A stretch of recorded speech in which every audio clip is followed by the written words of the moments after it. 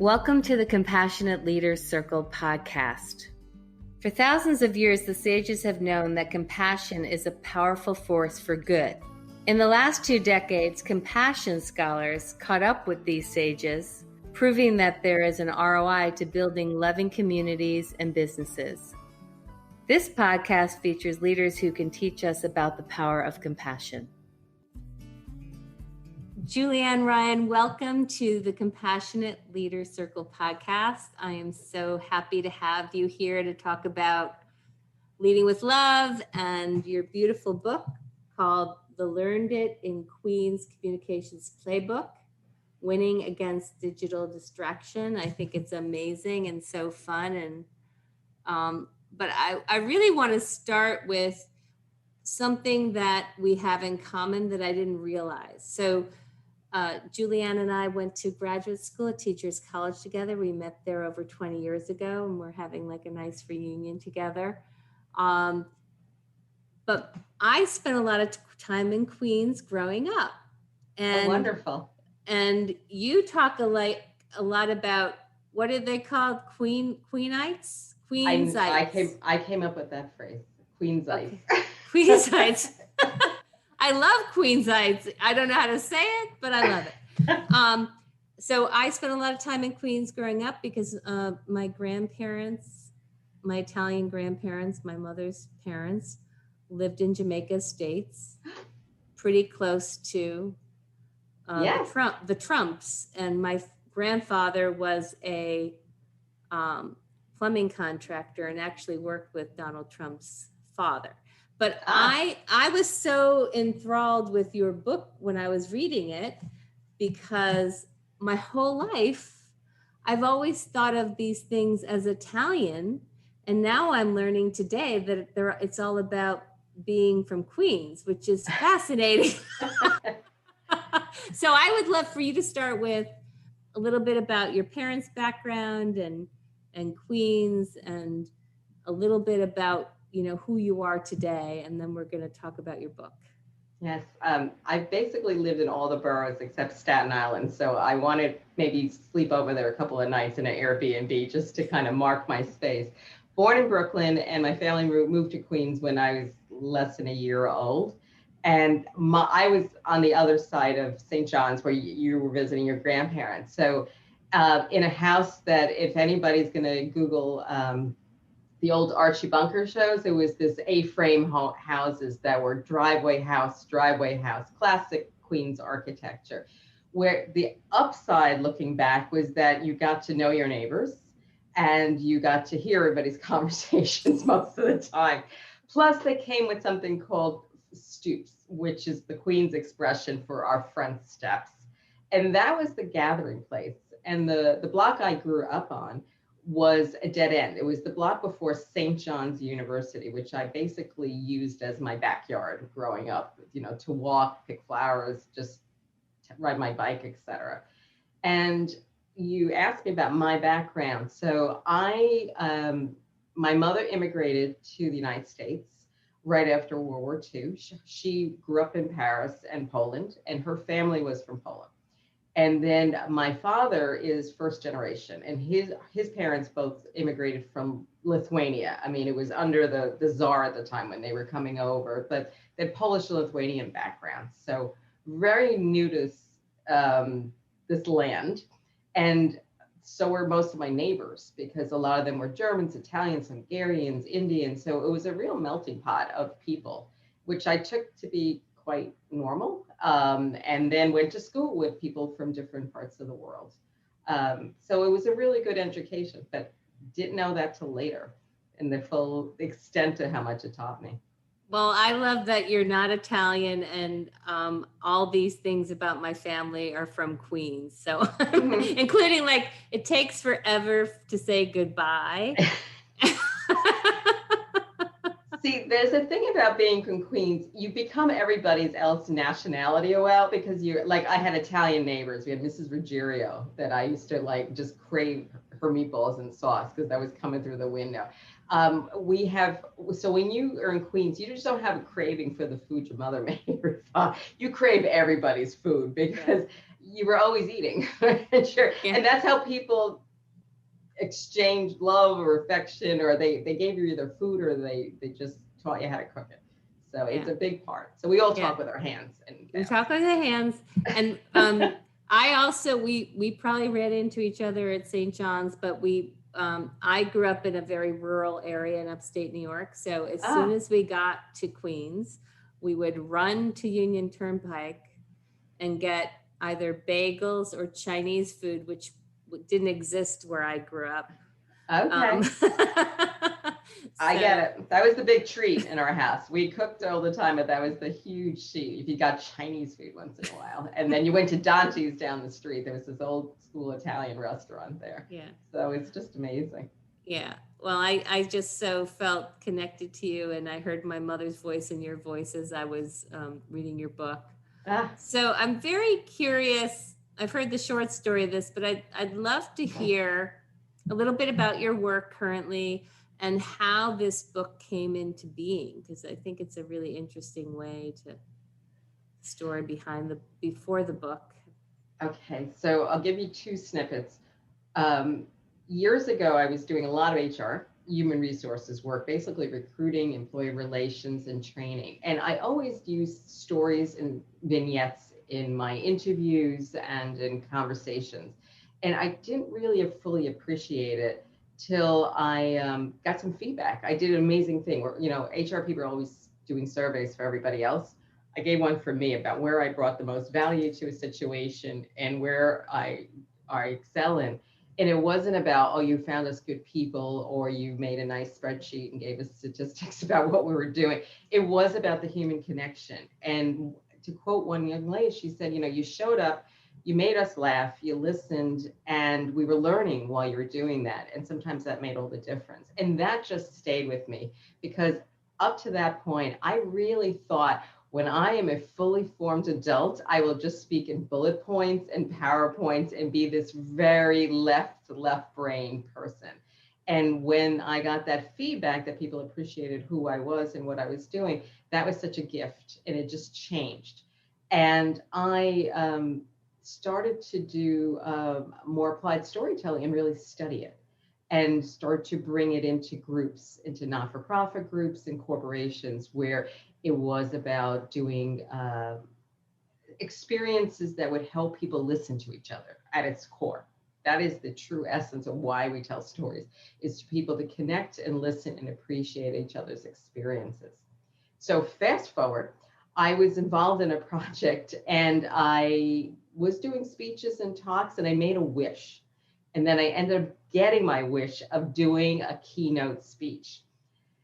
And what happened is it was to a large group of executives for this professional conference company of C-suite people who are going to be the talk about technology and basically to sell and buy things that I wanted to complain about where I thought we were getting into trouble with our communications. So the speech started as this very, okay, I'm going to talk to them about connecting with others and using your stories. But a colleague of mine was gracious enough to invite me to breakfast one day to a local diner. And she asked me, what are you thinking about talking about? And I said, well, I'm going to probably be down the hallway somewhere giving a talk about communications. And I know the exercises I'm going to give. And did she say, did nobody explain to you that you're going to be on the big stage first thing in the morning with 500 people looking up at you? So the book came out of my running dialogue with myself. Is what am I going to say to these people? How am I going to connect with them and keep them looking up and laughing for 40 minutes? So that was basically everything I wrote in that book is true, as I've told you. And I started to take a step back and ask myself some key questions, like, how did I learn to talk to people? Because ironically, I was a really, really, really shy kid to the point of mute. I was always very comfortable with my voice sounded, my accent, because I was picking up everybody else's inflections. So how I learned to communicate was doing a lot of listening. And I started out by asking a lot of questions. because I feel like, let me buy some time here. I'll just be very interested listener, and that'll help me connect with people. So fast forward, who knew that would end up being a, something I would apply to my work and connect with everybody. I wish I was at that conference, because I know from the book that it must have been hilarious and enjoyable and fun. And yeah, I animated the burrow and made it my sidekick, and I also animated the slides. And I have to give guidance to anybody who ever gets up and does a speech, where everybody at that conference could turn around and look at their bullets. All I had was a big picture. So I had to be on point and remember what the heck I was saying next, because it wouldn't have made sense. So I really had a great appreciation for comedians. I mean, I've done funny things in stand-up, but the ones who stand up in front of like thousands of people and do a routine. But the good news about that, when I did that thing, I got to be more appreciative of where I came from. And I was like, you know what? We all want to be from New York City, Manhattan. We grew up in Queens. But there were learnings there. And sometimes we have to stay away from a place for a little bit to go back and appreciate it. So it's like the journey home, to look at things with fresh eyes and say, I learned some stuff back there. Yeah, I think you and your book are going to make Queens cooler. And I have that same feeling about upstate New York. Every time I go up there, I'm like, I couldn't wait to leave. It's so beautiful up here, It's really nice to have that. But I'm wondering if I give you the plays 1 through 8, you could tell us a little bit about each play. Would that be? Well, I have my copy handy, so so it's good we're all camera, because I just pulled out my cheat sheet. I have to remember. I have to look at this when I'm writing. Okay. Yeah, I do the same thing with my models. So, so before we get into the plays, tell me a little bit about what you hope your readers to get out of this, and as they apply the playbook. I want all of us, not just them, but me too, to remember to pause and listen and pay attention to our inner voices of who's writing the script when we're reacting to somebody else's communication, whether it's in person, in our digital devices, on an email. Because a lot of times we're wrong, or we've made assumptions that are untrue. And I'm a big advocate of live conversations. Now, COVID changed my whole speech, what I used to make about this, but pick up the phone or do something like this, where we're on a podcast, but we're looking at each other right now. And I can pick up cues of your body language and do something amazing. Am I on point? Am I taking you out of context? So it's a great way of building trust. So I'm going to start with the end before we go to the play. And so my expression is to find your front stoop moments, to have conversations that build trust and understanding. Because before you can have a really important conversation, you got to get the little things done and start building trust with somebody. Yeah. So and I think it's a big preamble. And, I don't know if it's my age, but I've actually been having because I'm on Zoom so much, I've actually been having some old fashioned phone calls with people, which I'm enjoying. Yes. But I'm getting much better at text. It's so funny. I had a business partner who's much younger than me. And he was like, I finally copped him. I said, I just don't know how to type on a phone. It takes me forever. He goes, I just thought you were being rude when you sent me 2-word responses. See, case in point. Look, I text all the time. So and they're wonderful if it's like, cheers, think about you. Oh, you're like, oh, that's so nice. Thank you. But you do not want to have an emotional heart to heart or critical, important conversation by text. You just miss so much, right? And sometimes, I have a big brother who is a big litmus test of text, and how we read into it and, giving instructions or questions. So that was a big inspiration. Plus being married for decades, that was always a longitudinal study. So I've proven my work in real time every day. No, I love that. For a What did you long say time. what did you say about your Irish husband? He never said a sentence that couldn't be longer or something Yes, like he that. never met a sentence that could be longer. Yeah, that's better. And That's it's better. true. He's proved that over and over. So again, when you read the book, all my little jokes are real. They've been didn't have to go to a training academy. They were all Well, real. you're very funny and it's so enjoyable. And I read a lot of business books and a lot of books on communication. And I have to say it was the most fun read I've ever had on the topic. And so thank you. So play one, keep it authentic. Yes, that was my prompt. And when you read the book, you'll see a slice of pizza and in it from a genius, talented art person that I use, Chad Spader. Keep authentic was my call to prompt when I was freaking out, basically, going in front of all these people and saying like, I'm not a chief executive officer. I'm not this. I don't have 20 published books in my belt. How am I going to talk to them? And I just, the wise person in front of me, probably the Queen's girl, just said, keep it authentic. Show up as you are and just relate what the common things that we're all going through, no matter where we live and what we believe in, what we're doing. We're all really bad at communicating and most times. So a few of you out there is probably arguing with me right now and saying, no, I'm not one of those. But the more we say that, usually we are. So I think that was it, to keep it authentic and to finally, like, I have tempered my Queen's accent on many occasions over the years, but sometimes it raises up its own, its own certain letter patterns like EA and THs are just my undoing. So show up as you are, I think, is the one thing, and be comfortable. And the more you do that, the more people relax and can do the same for themselves. And I think that's part of the beauty of it.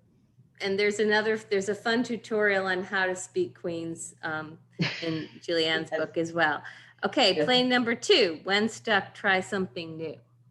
Oh yes, a homage to the 7 train in Queens, where a staff person that worked with me many years ago got so annoyed that about how slow the train was, or wasn't moving or coming, or all of the above, that she started an organization to advocate for better service. But it was my visual prompt is like, sometimes we get stuck in our dynamics. We're going back and forth in a text and an email. And like you said, sometimes pick up the phone and have a voice, because we have much more ability to understand where that person was coming from. So it's my reminder to do something else, and in this case, sometimes when I was growing up, it was start walking, because none of the transportation you needed was coming. So you better have a good pair of shoes, no fancy shoes way back, just start hoofing it up the avenue. Well, I also think that sometimes stop communicating is the best thing you can do, and take a pause, right? That might be another. That might be a play. That might be another it's in play. There somewhere about putting things in but play number 3 is, hey, take a breath. So maybe that's where it is. Yes, it is. And it's taking a pause and letting things sit. We sometimes are juggling so much.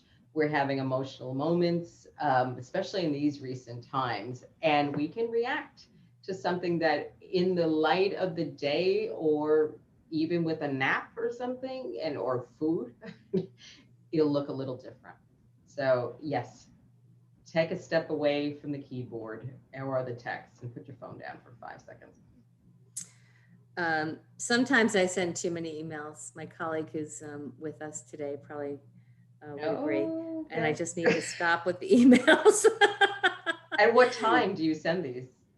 I'm really pretty good about, we also have like a no email on the weekends. We try to adhere to that.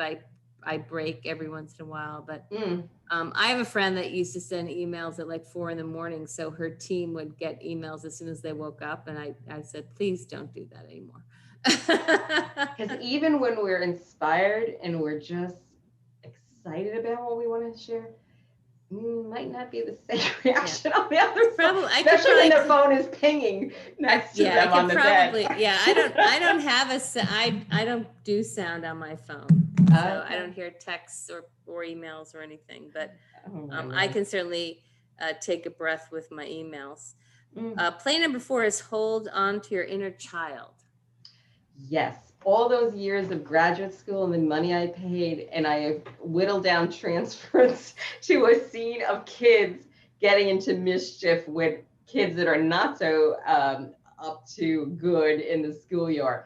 And essentially, it's the visual of we need to pay attention to what is writing the script and telling the story, or the experience we might have had before with somebody. We're having a dynamic with a boss and we're thinking they are not respecting our opinion or not hearing it. Well, it might not be the real time situation. It might be hearkening back to another situation, another boss, maybe a teacher that spoke to you a certain way. So it's hanging on to that kid who's trying to tell something that will maybe get us in trouble, like being a little angry, a little sarcastic, or something like that. So hang on. I like the saying, if it's hysterical, it's probably historical. Like if you're Mhm. overreacting to something, it probably doesn't have anything. That is a very good. I'm taking it. Please take that. It's not mine, but it's a oldie and goodie. Play 5, admit it. You get it wrong. Yes, I think that said it all. I didn't have to dwell on that slide too much when I gave that talk, but it was just calling it out. Pick up. Like again, I'm saying pick up the phone, but just say it. Don't brush past it. Just acknowledge it. It can do a huge amount of good for somebody. And also, if you're leading a team or leading a group, whether it's your family's your team or whatever, you're showing by example that you have to say you're wrong. It's hard. It rarely happens to me, so I have to practice. Thank God my husband's not in the same room. You're like, what are you kidding me? Okay. Play 6, you mentioned this earlier. Find your front stoop, but so important. I think, well, when I was working in a legitimate office with doors and stairs and escalators way back then, it would be amazing that simple things made a difference with folks when I was giving coaching advice and working through a lot of employee relations. And a lot of times my expression was visit people in their natural habitat, where if they could attend a meeting or go visit that person in the office rather than going back and forth with emails and this, or setting up time to even see that person the next time where they were in that city. So that made a big difference. And I think it was also finding neutral territory to have a conversation. Go outside. What a concept. Take a walk. Go to whatever lunch place you could do and share a coffee and just take yourself out of your work areas. Because everybody had those little cubicles that we could watch the dynamics and listen, and nothing's has great acoustic capabilities anymore. So I think take yourself and make the gesture. And I think it is a sea change. It does make a difference when you do that. And I've seen it for myself, made a big difference when I went to visit people and spend some time with them and just, get to know what was, in their office, even just, explore and learn more about them. Yeah. And I think in Zoom times, you can also maybe find your stoop by asking people, like I have a new colleague in India. And she often calls me from the playground with her kids and her husband.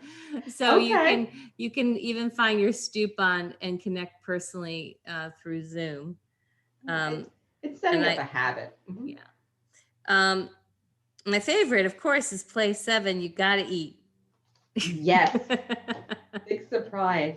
Food does a lot. I mean, it's the common language. I mean, everyone has something they love to eat or somebody's cooked for them. And I think that is a great relationship builder. And also it taught me a lot. I've used an analogy of growing up in Queens. I went to school with some Cuban friends whose family had come over during the Castro situation, or they've been very, very tiny babies when they came over. And I would go visit their families in Jackson Heights. And it was a big deal. My mother was always nervous. Why are you going to these neighbors? What are you going to do? But when I got to the apartment, I found out through translation that the mothers were all worried about the same thing. Are you a good girl? Are you going to study hard? Are you going to go to school? And the mothers would keep feeding me and feeding me. And then after a while, they kept talking to me in Spanish and just feeding me. And the friends would just walk away and gave up because the mother was totally ignoring anything they were saying about, I think she has enough, she's ready to explode. But it was that act of love and appreciation of learning about somebody else's culture and how they live and what they do.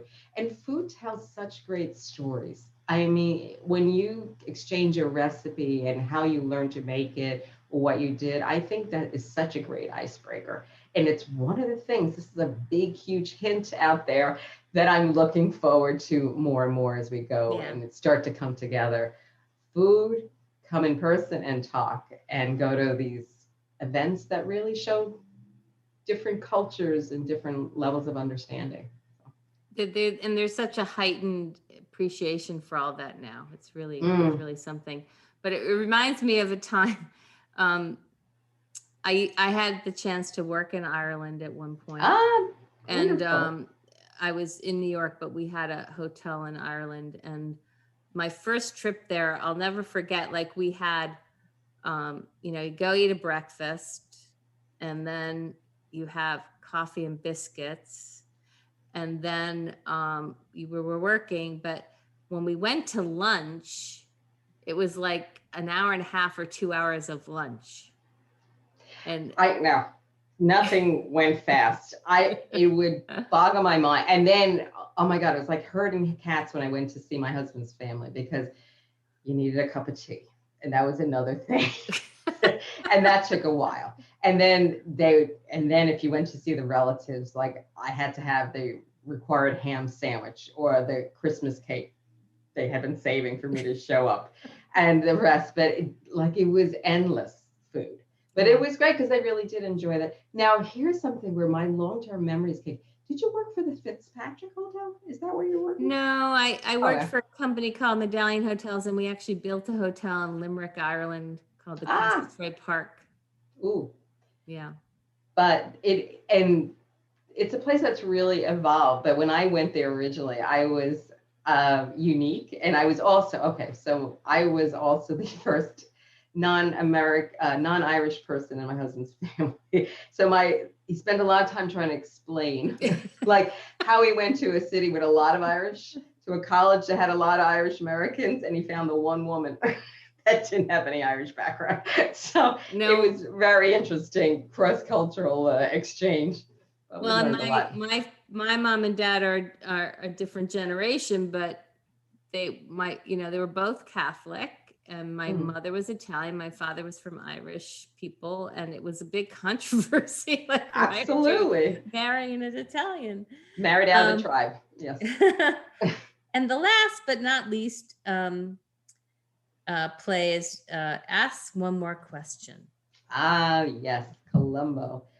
It is a deal changer. I encourage you or anybody to do this because I've always done a lot of intense listening with people, and it usually is a comment or an acknowledgement of something I heard somebody say in their conversation.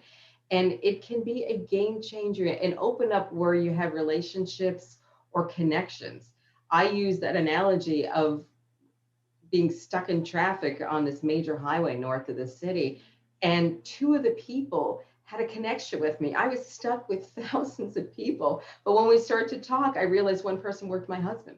I mean, how insane is that? And here you look at this city that's got millions and millions of people. So I think that one more question, don't be rude, but of inquiring and being appreciative of somebody's background, like where they grew up, what they're doing, what they're interested in, can yield so much information and trust. And to me, that's my happy place.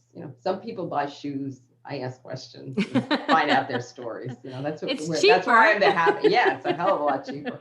But it always yields a whole benefit. Like, give you a case in point. Next week, I'm still in this little room, but I'm talking at a conference that is in the state of Missouri, and the more I've talked about it to people, the more I found out they have connections back there, whether they've been to school there or they've worked there, or their family came from there. Who knew? So we're all connected. I think that's the other mission I'm on, to say we are so interconnected in ways that we really should appreciate more. And it's always exciting and it's a beautiful gift to know that. So, what's in your professional future? What kind of work will you be doing? Do you want to do? I want to give more talks about communication and building strong relationships and trust. And the type of communication I want to talk about is not like how to write a great advertisement. That's not me. That's not me. And I do want to use more humor. So I think there is more articles coming out, especially about food and relationships. I think my husband will be featured a little bit more. So I move forward about lessons learned about that. So have some fun with that. And travel. I think I would love to get out. There's nothing more exciting to going to a place and really learning about the community when you visit it, and then being able to establish some relationships with folks. So I get excited about that, and seeing young people emerge. Like I have a lot of staff and people I've taught and mentored over time, and seeing them grow in their careers is the other thing I get excited about. So those are some of the things that's in my hopper. And what's your dream place to give a talk and visit around the world? Where would you love to go? Wow, I do have a bucket list for that. I do want to go back to Spain. I want to go to France. I am really keen to go to Africa, North Africa, as well as different countries in South Africa and around. I have not been to Asia. So I thought there was a chance I could get to Japan this year, but yeah, I do. I don't lack for a list of places to visit. You're a traveler. I am a gypsy at heart, in my heart. I'm very stable, same marriage, same people, but the travel part, I do have wanderlust. So, well, yeah. It might be back to Queens where you met those people from all over the world. How many countries did you say were represented in Queens? Many languages. It's like, yes, there's like 800 and counting. I mean, some insane number that I had to look up 3 million times. Case in point, I remember going to a hospital in Queens to visit somebody, and there's not just 3 languages, they have 9, 10 languages on the wall of the basic ones, the go-to languages. So it is incredible. And I'm going to share a story, since you have ties to Queens. Yeah. It's something I recently learned. I quote Christopher Walken as somebody who grew up in Queens. And I found an interview he did with talking about his speaking style and acting style. And the way he explained it is he didn't learn that as a method acting type. He learned the way he speaks in his movies because he grew up with so many immigrants. He said everyone's language was English as second language. And when you have to translate what you're thinking or your emotional level is, you have to think and create pictures. So it made for that very halting cadence in his language. And I, after all these years, I felt like someone had handed me the Rosetta Stone. I was like, yes, now I understand why we talk a certain way when we grew up as first generation. And that little bit of difference stays with us. But I love it. Yes. It's amazing. And how do our listeners find out more about you and more about your book? I have a website, jryanpartners.com, very sedate, very calm, and then LinkedIn, of course. So I'm out there. And then if you Google that book title, you don't even have to put the whole thing in because it's exhausting. I will write a book. If you write The Learned in Queens, yes, it probably comes up. And it comes up, trust me, because you did a very good job, but there are a lot of podcast hosts. They almost have to train to be deep pearl divers, because it's like takes more than one breath to get that whole title out there. But the person who worked me as an editor said I needed a tagline, so I did listen to him. Yes. Well, Julienne, it's been fun to have a reunion with you. It's been fun to travel in my mind to Queens. And thank you so much for being here and for the beautiful work you are putting in the world. We are so happy that you came, and it's a pleasure. I'm excited to see future articles and books. And my suggestion would be that you create some videos, because you're so fabulous on video. So thanks. And actually, that was a conversation I had earlier today. But here's the shout out. if you decide to bring your roadshow to Queens or to even close to Queens, I will meet you and we're going to go find and explore and have a good meal and go through our own stomping grounds. And I think that'll be a fun. No, we will do that. And I really appreciated the map of Queens because I was like, oh, because I remember driving around Queens, like mainly to get the right food, right? The right lemon ice, the right cannoli, the right pasta, the right buffalo mozzarella. It would take all day. And now I know why. Yeah. And people come back from all over. My friend lives in Pittsburgh, and when her son comes, God forbid she doesn't go to the right bakery that's still in business and bring back the good stuff. It's just insane. Listen, you got to eat. You got to eat, and then we'll do an eating communication tour in Queens. I look forward to that, and maybe we'll film it. That would be fun. Thank you for being with us. Yes, thank you. Cheers. Have your best day. Be safe and be well. Take care. Thank you so much. Thanks for listening to the Compassionate Leaders podcast. You can learn more about us at compassionateleaderscircle.com. Please join us each week as we shine a light on compassionate leaders making a positive impact on their communities and the world.